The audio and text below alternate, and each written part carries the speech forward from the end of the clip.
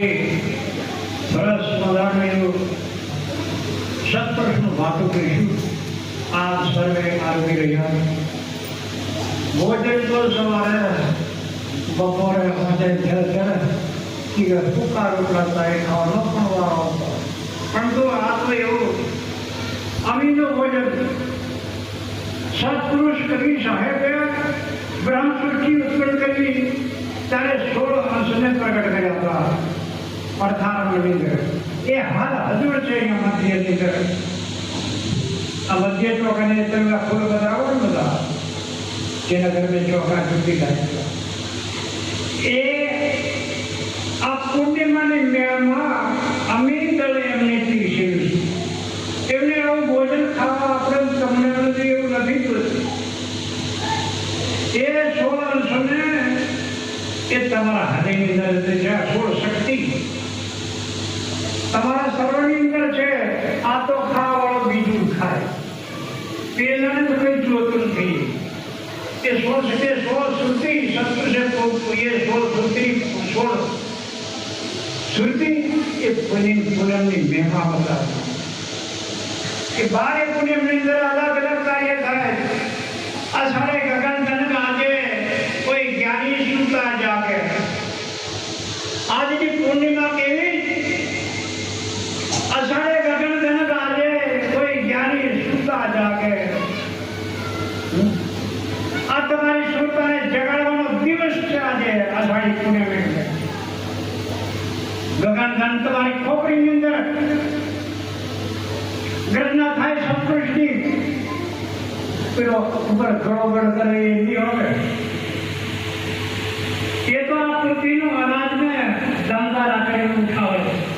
પણ મહાપુરુષોએ સત્સંગરૂપી સાર શબ્દનું જ્ઞાન કરી તમારી શુદ્ધની સુરતાને તમારા આત્માને જાગૃત કરે. પણ તમારામાં શક્તિ એવી હોવી જોઈએ કે હૃદય તમારું પવિત્ર હોય તો એ સાર શબ્દ તમારા શ્રવણ કરીને હૃદય નિરાવી દે. તો તમે કોઈ વ્યસન મુક્તિ થઈ જાઓ. તમે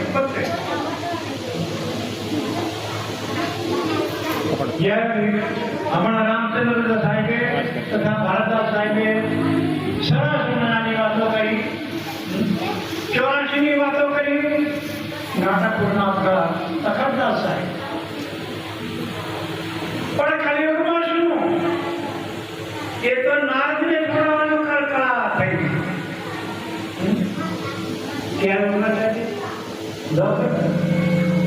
નારદને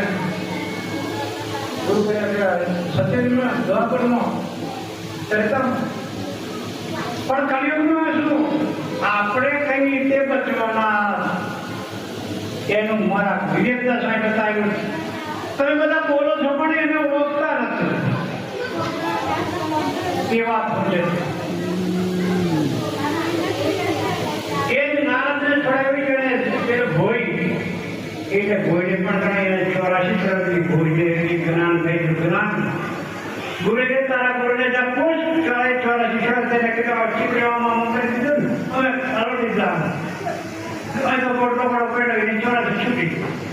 ભગવાનને ગયા 84 હા શું કર્યું ત્યારે મને 84 ની અંદર મારા કોઈ કહી દે કે અરળ દીધે મને શીખાઈ ગયો તારા પેલો માસી મારું તો આપણું તો સંતો માનતો છે કેમ બી આપણું જ્ઞાન પ્રગટ થાય. આ મનુષ્યનું છે. સાહેબ કીધું કે 3 ગુણ તો સબ કોઈ કહે પણ ચોથા ગુણનો કરીને વિચાર. ચોથા ગુણનો વિચાર કરજો ભાઈ.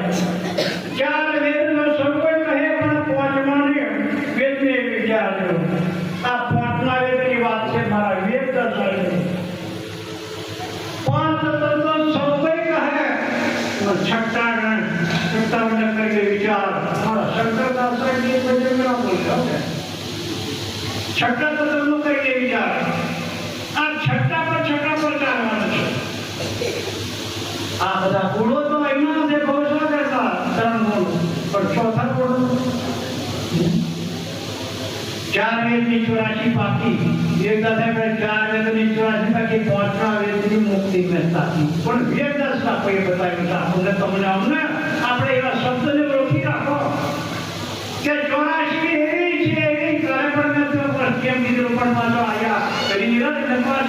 સમજજો. 84 એવી છે એવી જેનો અંતે ના આવે એવી જેનો અંત નહીં આવે એવી 84 એને કહેવામાં આવે. 84 એવી છે એવી જેનો અંત ના આવે એવી. બ્રહ્મા વિષ્ણુ મહેશ્વર કરતા સદગુરુની સેવા ભવસાગરનો અલગ ગણી જણાવી 84 ધૂણી આ બધા આ મૂર્તિઓ છે ને આ નિરંજનનો દેહ છે ને એમે તમે બી બધા બળી રહ્યા છે આપણને ખબર નથી પડતી. બ્રહ્માની અંદર રાતથી કોઈ કામની અંદર સતત ના થાય ચિંતા થાય. આજે મળીએ આપણે બેઠા છીએ ભલે સતત છો મળીએ પણ મનના રાજા કે આજે અહીંયા આખો પ્રવૃત્તિ પેલું મારું ઉગડી ગયું પેલું અહીંયા આમ ખેંચો બધા ઘણા તૈયાર જ એ વાત નહીં આવે. આપણી પાસે સર્વ છે એને કામ કરવાનું પણ ગુરુ શબ્દનું કામ છે કે બ્રહ્મા વિષ્ણુ મહેશ કરતા સદગુરુની સેવા ભવસાગરના અલગ ગણી જલાવી 84 ગણી એને જલી રહ્યા છે દેવ દેવી કોઈ બાકી નહીં. જેને દેવીની પૂજા કરે કોઈ માતા મહાદેવની કરે એ બધા જ બ્રહ્મની અંદર હોમાયેલા છે. એ નિરંજનને કોઈને છોડેલા નથી. એવું આ ભવસાગર એને 84 કહેવાય.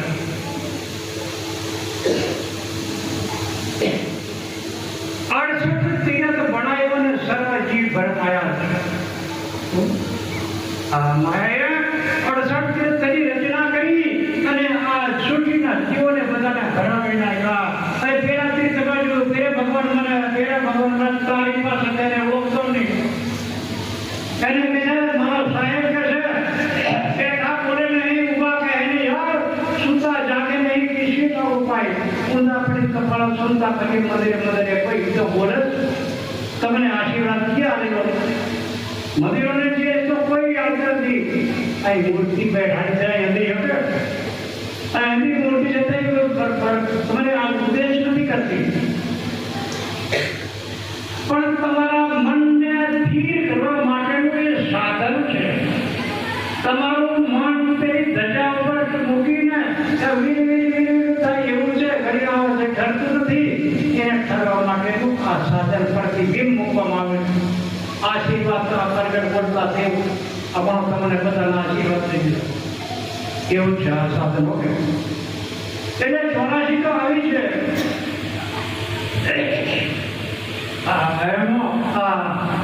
જલિયા દેવ દેવી 68 તીર્થ ભરમાવી દીધા બધા જીવોને. લોકો કમાઈને જઈને મંદિરોની અંદર કેટલું નામનું બક્ષિસ કર્યા. જો કોઈ મુક્તિ છે નહીં. મુક્તિ એક શબ્દ સતનામ સત્પુરુષે બક્ષિસ દીધો તમને અમને એ શબ્દથી તમારી મુક્તિ. મોહનો અક્ષય મુક્તિ. મોહ આ કઈ ભવન બનાવ્યું છે મેં નથી બનાવ્યું. આ ભવન બધું તમે બધા મળીને બનાવ્યું. મને